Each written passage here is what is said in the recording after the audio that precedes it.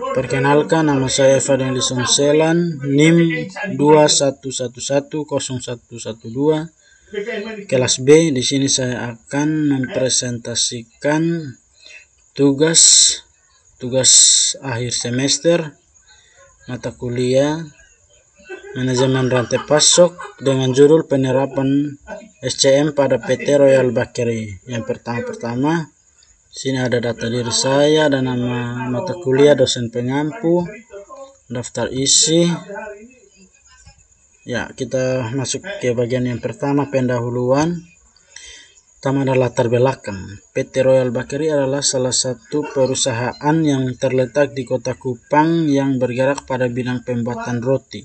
Sampai dengan saat ini, perusahaan yang berproduknya telah dikenal hampir sebagian daerah NTT ini, terutama wilayah timur, belum memiliki sebuah website untuk memperkenalkannya, penjualan secara online, dan mempromosikan produk dari perusahaan tersebut.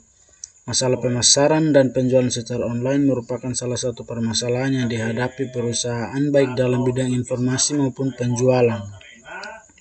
Sistem informasi penjualan dibutuhkan karena memudahkan pembeli yang jaraknya jauh untuk membeli produk secara online tanpa harus datang ke perusahaan untuk membeli. Dan pembayarannya pun dapat dilakukan secara online. Salah satu permasalahan dalam sistem penjualan di PT ini adalah proses penjualan di PT ini masih manual, yang konsumen harus datang ke PT untuk melakukan pembelian sehingga pelambatnya proses jual beli. Dengan adanya teknologi informasi saat ini, di mana dengan internet dapat menyampaikan suatu informasi ke seluruh dunia maya dalam sekejap, maka dilakukan perancangan sistem informasi penjualan roti. PT ini bekerja berbasis web yang dapat menyajikan PT Royal Bakery berbasis web yang dapat menyajikan informasi-informasi tentang perusahaan, informasi penjualan dan transaksi penjualan serta pembayaran secara online kepada siapa saja, di mana saja dan kapan saja. Rumusan masalah. Bagaimana proses bisnis dan ruang lingkup pada PT ini atau PT Royal Bakery? Yang berikut, bagaimana teknik pemilihan supplier pada PT ini, bagaimana strategi rantai pasok yang dapat dipilih untuk melakukan pembelian. Yang berikut, gambarkan dan jelaskan SCM yang menunjukkan adanya rantai yang dimulai dari supplier sampai pelanggan. Bagaimana manajemen transportasi yang didistribusikan dan digunakan. Bagaimana infrastruktur teknologi informasi, bagaimana perencanaan sistem SCM yang dibangun. Manfaat dan tujuan untuk mengetahui proses bisnis dan ruang lingkup pada PT ini. Mengetahui teknik pemilihan supplier, mengetahui strategi rantai pasok yang dapat dipilih untuk melakukan pembelian, mengetahui gambaran SCM yang menunjukkan adanya rantai yang dimulai dari supplier sampai pelanggan, mengetahui manajemen transportasi yang didistribusikan yang digunakan pada PT ini. Mengetahui infrastruktur teknologi informasi dan mengetahui perencanaan SCM yang dibangun pada PT ini. Yang kedua adalah bab 2, pembahasan. Yang pertama, proses bisnis di ruang lingkup pada PT Royal Bakery. PT Royal Bakery adalah salah satu perusahaan yang terletak di Kota Kupang yang bergerak pada bidang pembuatan roti, yang memproduksi segala jenis roti dan semua rasa dan ukuran. Sampai dengan saat ini, perusahaan yang produknya telah dikenal hampir sebagai daerah NTT ini belum memiliki sebuah website untuk memperkenalkan penjualan secara online dan mempromosikan produk dari perusahaan tersebut. Masalah pemasaran dan penjualan secara online merupakan salah satu permasalahan yang dihadapi perusahaan baik dalam bidang informasi maupun penjualan.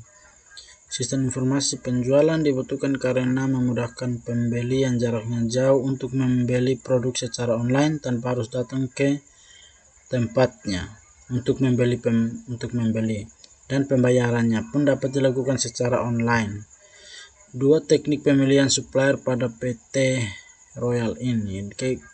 Ketersediaan bahan baku berkualitas memegang peranan sangat penting dari seluruh rangkaian kegiatan produksi suatu perusahaan, terutama untuk menghasilkan produk yang berkualitas tinggi dan banyak diminati oleh konsumen. PT ini adalah sebuah perusahaan yang memproduksi roti dari segala macam rasa. yang berlokasi di Tuak Daun Merah atau TDM, memproduksi segala jenis roti dalam kemasan. Berdasarkan informasi yang didapat, perusahaan ini telah bekerja sama dengan supplier kemasan untuk mendukung proses produksinya. Namun pada kenyataannya proses produksi sering terhambat akibat keterlambatan pengiriman dan bahan baku membuat roti. Jumlah permintaan dengan penerimaan kemasan baru di perusahaan.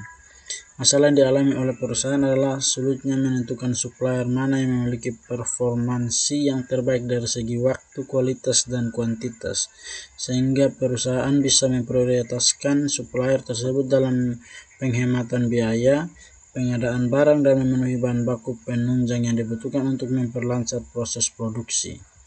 Ketiga, bagaimana strategi pasokan yang dapat dipilih untuk melakukan pembelian. Macam-macam strategi rantai pasok yang dipakai menggunakan banyak pemasok. Royal Bakery bekerja sama dengan PT pemasok untuk salah satu produk tertentu. Ini bertujuan untuk mencari pemasok terbaik yang mampu memenuhi permintaan pelanggan. Para pemasok itu kemudian akan saling berkompetisi menggunakan sedikit pemasok. Dalam strategi ini menjalin hubungan jangka panjang dan pemasok sehingga hubungannya bisnis bisa berkomunikasi dengan baik. Jaringan Kairetsu. PT ini tetap mengakuisisi beberapa perusahaan supplier, namun juga tetap bekerja sama dengan supplier luar sehingga harapannya bisa terjadi keseimbangan dan kontrol yang mudah. Dengan begini perusahaan tetap bisa menjaga kualitasnya sembari meningkatkan laba penjualan. Vendor, jalin kerjasama dan temukan vendor yang tepat, yang dapat menjalin supplier Anda apapun kebutuhan Anda dan bagaimanapun kebutuhan di waktu tertentu. 4. Gambarkan dan jelaskan SCM yang menunjukkan adanya rantai yang dimulai dari supplier sampai pelanggan. Penerapan SCM di PT Royal Bakery. Sistem SCM ini diterapkan pada Business Unit Supply and Demand menggunakan sistem MySAP yang diintegrasi dengan banyak modul aplikasi lainnya. Sistem SCM yang diimplementasikan oleh PT ini pada hakikatnya adalah sinkronisasi dan koordinasi aktivitas-aktivitas yang berkaitan dengan aliran atau material produk, baik yang ada di dalam suatu organisasi maupun antar organisasi seperti digambarkan pada gambar di bawah ini. Jadi gambar ini menunjukkan bahan baku dia akan dikirim ke pabrik roti, kemudian dia akan didistribusikan ke toko, direct selling, supermarket, dan berikutnya akan sampai ke tangan customer. Yang berikut, penanganan membutuhkan campur tangan semua pihak, baik bukan hanya mereka yang dilalui langsung oleh aliran material atau produk secara fisik, tetapi juga bagian-bagian lain seperti bagian perancangan produk, pemasaran, akuntansi, dan sebagainya. Pada prakteknya tradisional, pembagiannya tersebut saling terpisah, bekerja dengan ukuran-ukuran sendiri. Pada SCM, semua bagian harus bekerja sama membentuk sebuah tim yang disebut dengan cross-functional team. Salah satu implementasi dari cross-functional team adalah pada perancangan produk bagian pemasaran, produksi, perancangan proses, pengadaan material, dan lain-lain, duduk bersama untuk membahas berbagai aspek dari rancangan produk tersebut, sehingga akhirnya keluar produk baru yang benar-benar mencerminkan selera konsumen dan bisa diproduksi dengan cepat dan mudah. Konsep ini dikenal dengan istilah concurrent engineering. Sinkronisasi aktivitas-aktivitas bukan hanya perlu pada bagian-bagian internal organisasi. Pendekatan SCM sangat menyadari bahwa bagian besar bisnis dari sebuah industri harus dikerjakan atas dasar kerjasama dengan pihak luar. Apabila perusahaan ingin sukses dalam kompetisinya, mau tidak mau kemampuannya bekerja sama dengan pihak luar harus ditingkatkan.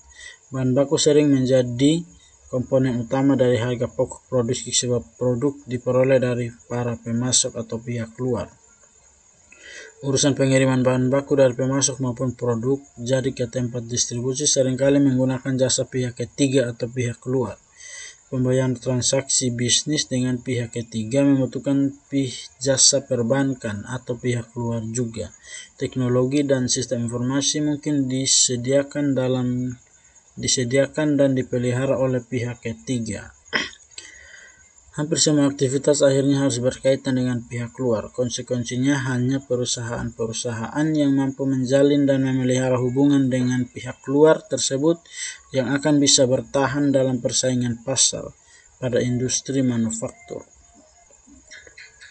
atau bahan baku dengan potensi berupa proses pengulangan yang tinggi serta masa produksinya yang relatif stabil, efektif, dan efisien pada awal masa produksinya untuk kemudian mendapatkan manfaat pada proses-proses selanjutnya.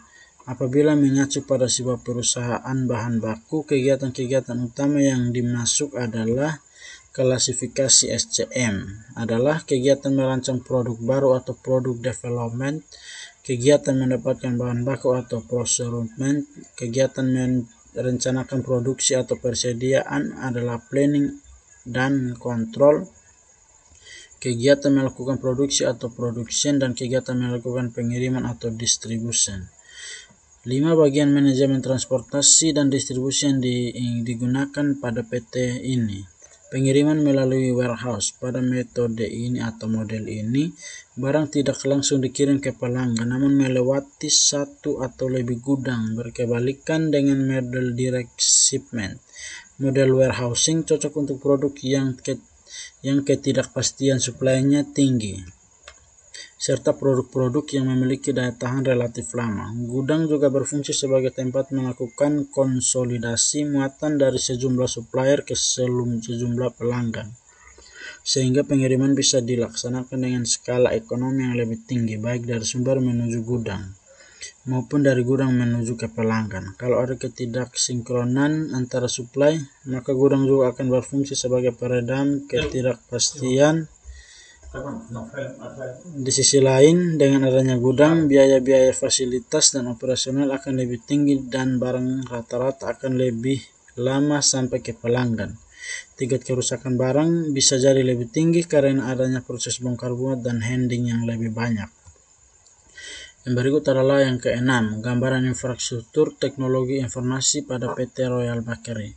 Ini adalah contoh gambarannya, adalah analisis perencanaan produksi. Dia akan turun ke analisis monitoring bahan baku.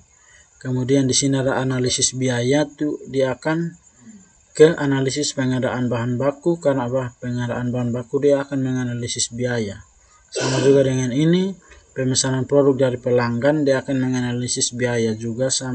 Berikut pendistribusian produk juga dia akan menganalisis biayanya.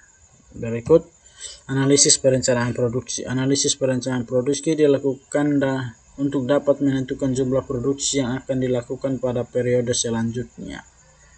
Analisis monitoring bahan baku dan produk setelah melakukan tahap peramalan. Tahap selanjutnya yaitu melakukan monitoring persediaan bahan baku agar tidak terjadi kekosongan barang. Analisis pengadaan bahan baku. Pada analisis pengadaan bahan baku ini, PT ini bekerja melakukan pengadaan bahan baku dengan sejumlah yang dipesan sesuai dengan hasil peramalan produk yang ditambah. Analisis pemesanan produk dari pelanggan. Pada analisis pemesanan produk ini adalah untuk menghitung jumlah pesanan yang dipesan oleh pelanggan untuk menentukan transportasi yang akan digunakan saat pengiriman. Analisis distribusi produk. Berdasarkan pada data pemesanan, maka perusahaan menentukan jadwal pendistribusian produk kepada pelanggan yang telah melakukan transaksi pembayaran. Oke, jadi baik, sekian dari presentasi hasil ujian semester saya. Terima kasih.